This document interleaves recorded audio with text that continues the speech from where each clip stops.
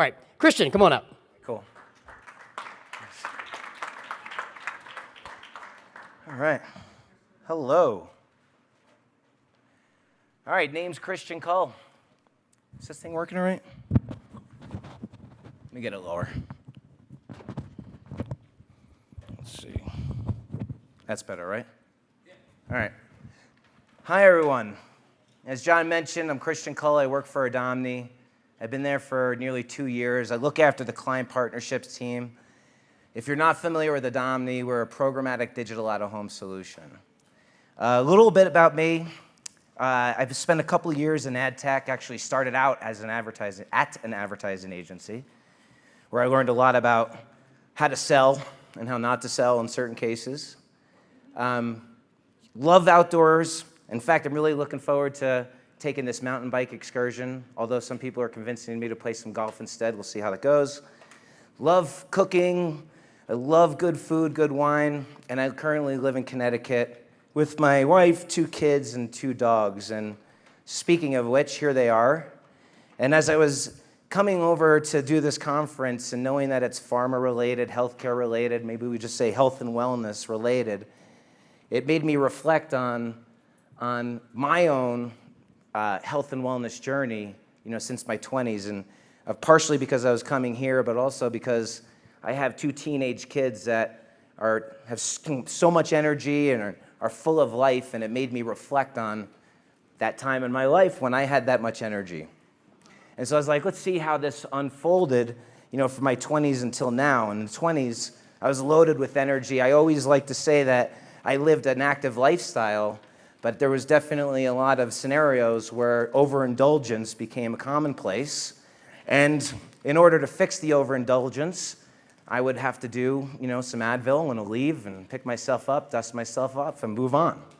As I went into the 30s, I would say that it was a little less frequent on the overindulgence, started eating healthy, but they still did make a cameo and would have some Advil and a leave where appropriate.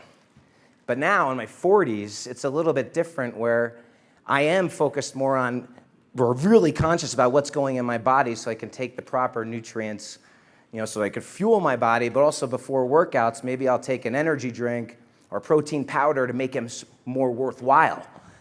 And I also learned, when I hit 40 that I had high blood pressure. And so this was a whole new thing for me. And so now I guess I can take the stance of saying, all right, this is cool. At least there's something out there that could keep that in check so I can maintain that healthy lifestyle. And so that's a little journey, my journey. And what I want to do is kind of take this presentation in the form of as a consumer and how I would maybe lead you to Adomni or digital out of home just from an education standpoint. And so with that said, let's think about 3 questions that I would want to challenge you all to answer. And the first one is, in the cluttered environment that we all live in right now, how do you properly capture attention of consumers? It can't be easy because there's so many marketers that are pining for the attention of the consumers. And the second one is, to that same vein, is how do you gain consumer trust and brand loyalty knowing there's so many different options that are out there? And then finally, how do you have omni-channel digital marketing activations that trigger results, right? It's not always about brand equity, it's about results, various KPIs. And I'm gonna add a 4th one in here based on a conversation that I had earlier during the speed dating. And that was with Tim from Lasso, and he said that his biggest challenge is fear, consumer fear, about stepping off and addressing their issues, about being comfortable with taking medication and addressing whatever ailments they have. And I could relate to that. Even with the blood pressure medicine, I was really resistant on taking it. I didn't want to have to rely on medication. I wanted to try to figure out how to bring it down on my own through diet, red wine. Still just, I like the red wine, it's still flowing. So I figured maybe I'll just take this medication and keep drinking red wine and it will be cool. But anyway, I felt like that was a good question to incorporate is, how do you dispel fear and remove boundaries by setting appropriate relationship with your prospects? So we'll talk about all this. But first, let's talk about some of the challenges we face in the industry And I was alluding to this earlier, but consumers are marketed to more times now than ever before in history. And just even think about your own daily journey. However you're checking Gmail in the morning, or having your Twitter feed coming in so you can get the latest and greatest on news updates, or you're exploring whatever recipe you're going to prepare on Pinterest that night, a how-to video on YouTube, or you're exploring WebMD because you have a sty in your eye. There's all these different things that are where you're involved in that are task-oriented objects, and it makes it more difficult to break through to the consumer because, frankly, they're in the middle of shit. And consumers, are just they've increased their standards of excellence. They're in the driver's seat. And so they're demanding authenticity from marketers to make sure that whatever message they see resonates with their lifestyle. And it's safe to say that as a consumer, I would say that everybody's BS meter is sky high. I know mine is. I feel like we're all skeptics first, like you're guilty until proven innocent. And then with all of the different options out there for consumers to choose from, it really drives up the new user acquisition cost. And so that's a big problem. It costs more to acquire these users. And then again, if you're interrupting these consumers' daily flow, because it's all task-oriented projects, whether they're working or trying to fulfill a task, if you interrupt their flow, that could create a lot of animosity, anger, frustration. So there's certainly obstacles in the way. And so Adomni's philosophy is, for your brand to be on top of mind, you need to be in front of their face. And even if you think about all the brands that are here today and agencies, here it is. And that's already a lot of different, I don't want to say clutter to demean it, but it's a lot of different competition. You're all competing for consumers' attention. And this isn't even an accurate number, right? Because every single brand on this slide has different products in their portfolio. Every agency there has multiple clients that they're working with.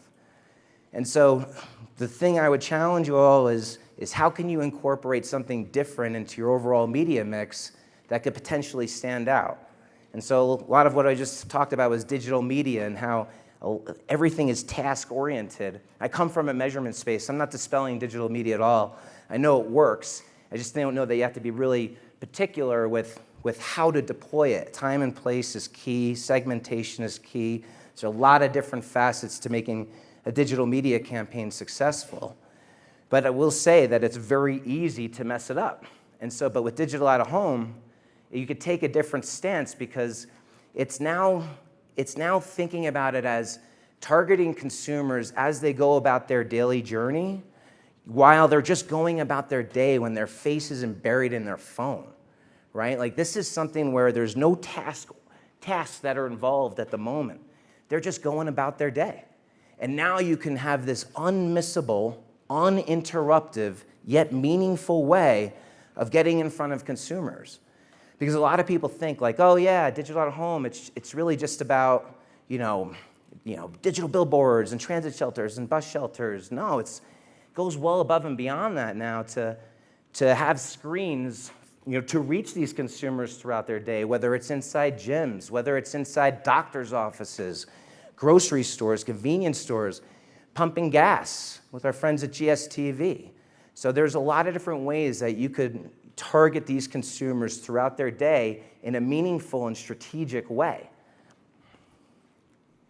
Actually, before I even get into it, I know that you were asked to stand up, but I just for my own knowledge, can you raise your hand if you are a marketer or an agency real quick? All right. And then keep them up. Oh, keep him up just for a second. And then keep them up if you've ever run digital out of home before. Okay, cool. And then keep them up if you ever heard of Adomni. Okay, we have one. All right, I'm glad to be here. Welcome, everybody. This is fantastic. All right, so let's talk about 3 reasons. Right now, this is more holistic about digital out of home. I haven't even touched about Adomni. But let's talk about 3 reasons that digital out of home matters. And so, again, preconceived notion, I would say that digital out of home only caters to brand equity and brand awareness, and that's not the case. And how it's evolved, we've seen that that digital out-of-home actually triggers results. It moves the needle at bottom of funnel KPIs, right? And in this particular study, it shows that 2/3 of individuals that were exposed to digital out-of-home campaigns actually conducted an action afterwards. And so we're going to get into this in a little bit, but we're measuring campaigns back to multiple KPIs. And so the thing to call out here is that what's cool about digital out-of-home is that in the same activation, you could have brand equity as well as solving for bottom of funnel KPIs. I just don't know of any other channel that can do that at scale. Second reason why it's important is digital out-of-home is programmatically accessible nearly everywhere at this point. And so with Adomni, we have access to nearly 500,000 screens across 28 different countries, right? So huge footprint.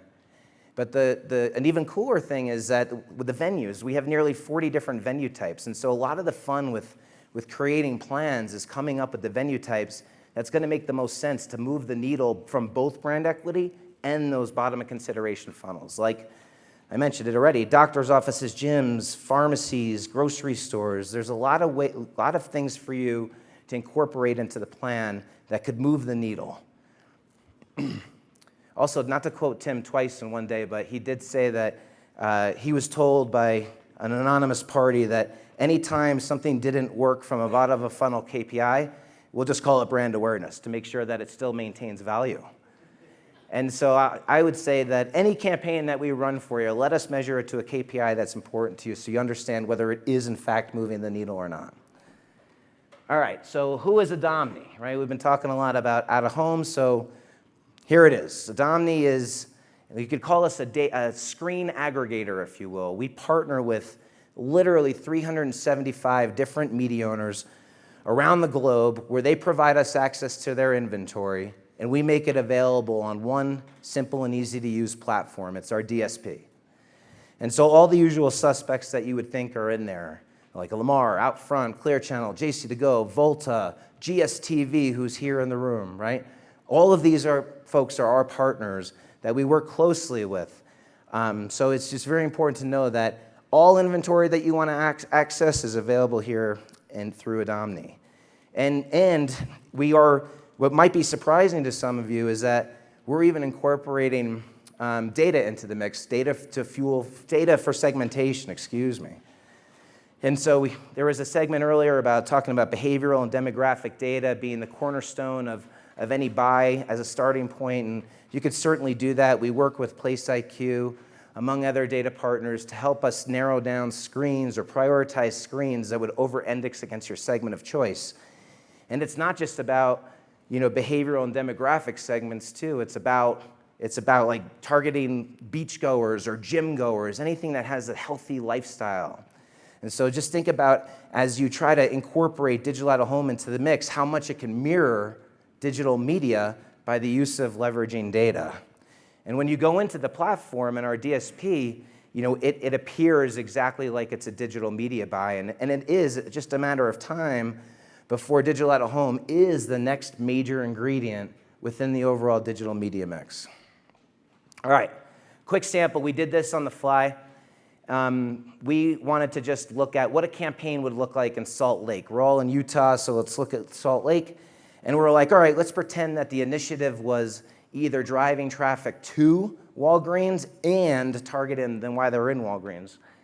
And so all the red dots on the screen represent the Walgreens in Salt Lake. I think there's 9 or 10 or so. And you'll be happy to show that we used a 5-mile radius, which you indicated was your sweet spot. So I'm glad we were on the same page there. And so we narrowed down venues that we thought would make sense. And you could see just from reading here. So digital billboards for branding, doctor's offices, groceries, gyms, and drugstores. And just from those 5 venues, in one market, that would be 250 screens across those 5 venue types and 19 million monthly impressions, right? So it's a tremendous amount of scale when you're just looking at one market, and relevance too. And so the bottom left picture, that's actually cooler screens inside of Walgreens. They're one of our media owner partners. And so you could think of, attracting consumers into Walgreens and then reaching them again while they're in Walgreens where they can fill scripts or even just get any OTC products or pistachios and vitamin water, whatever works for you. Okay, third point. So measurement. We can now measure these campaigns back to multiple KPIs, which I mentioned before. It's a game changer for digital out-of-home. There's 5 different reporting options that we offer, highlighting 2 here because I think that would be what would make the most sense for you. And so the first one is website visitation lift and conversion. So essentially, does that exposure translate into more people visiting my site? And more importantly, are they taking part of an online success event that you would label as a conversion, whether it's a transaction, whether it's somebody like downloading a video to learn more about the medication, whatever the case is, we'd be able to understand whether or not that's performing. Second one, foot traffic visitation lift. So does that exposure translate to more people visiting brick and mortar retailers that are important to me? So like, does this drive traffic to Walgreens or not? So these are just 2 that we narrowed down, but there's other ones like for CPG vertical, which are probably near and dear to many of your heart because they're sisters to your initiatives, like our friends at GSK and Bayer, and we measure those campaigns back to point of sale, looking at grocery, drug, club, and grocery, drug, club data. But also we have brand equity reports as well, and mobile app download reports. All right, moving on. And those exposures aren't we're not just using the exposures for the purpose of measurement, but a great way to bridge the digital out-of-home campaign to the digital media campaigns is through retargeting. So we could take those exposures, we could pipe those to your downstream media partners, and they could serve media against that as though it's an active audience. So it's definitely cool. All right, almost there, buddy. And so Adomni is a one-stop solution. One-stop solution in the sense that this is a new channel. You probably don't have the bandwidth to take something else on, because your focus is elsewhere. And so I would say to you, if you wanted to engage with Adomni, like we would be an extension of your team without you having to pay for it, right? Like we would help build plans, refine them collectively with you, launch them on your behalf, provide reporting, optimize while in flight, and provide one of these attribution reports. All at no charge. It's in the spirit of collaboration. So think of us as a resource to tap into, especially if you don't have the bandwidth to handle it as of now. And then I'll leave you with a case study. And this is, there's plenty of case studies that we have, but I chose this one because it's in the health and wellness category. And it's a client of ours, Thorne. They're a vitamin seller in the DTC space. And they actually ran a lot of the same venues that I've been highlighting here today, like grocery stores and billboards, pharmacies, urban panels, Uber, which is screens on top of Uber. And they drove, this was a brand equity report, and they had a lift in purchase intent and brand opinion, but more importantly, they had a 51% lift in ad recall. And so as I wind down here and drift off so that John could get us to wherever we need to go, I'll just say that just think about how all impressions are not equal and that there's a way to have a bigger splash to reach and establish that connection and that trust with consumers as they go about their daily journey so that they could lower down their barriers. And there's ways to do that with proper setup of digital out-of-home. And then leverage our team as that additional resource so that you don't have to worry about it yourself. And then finally, and have faith in us because we are a team of experts that have been doing this a lot now. And with the measurement that we've done for our clients, those are the insights that we are taking to understand what's working, what's not. And let's do test and learn agendas together to figure out how we keep pushing the needle forward based on what works for all of you. And so, yeah, I'm here with Steven Van Blarkum, good guy. Reach out to us if you want to talk to us and scan that if you wish. But yeah, look forward to chatting with you and seeing you around.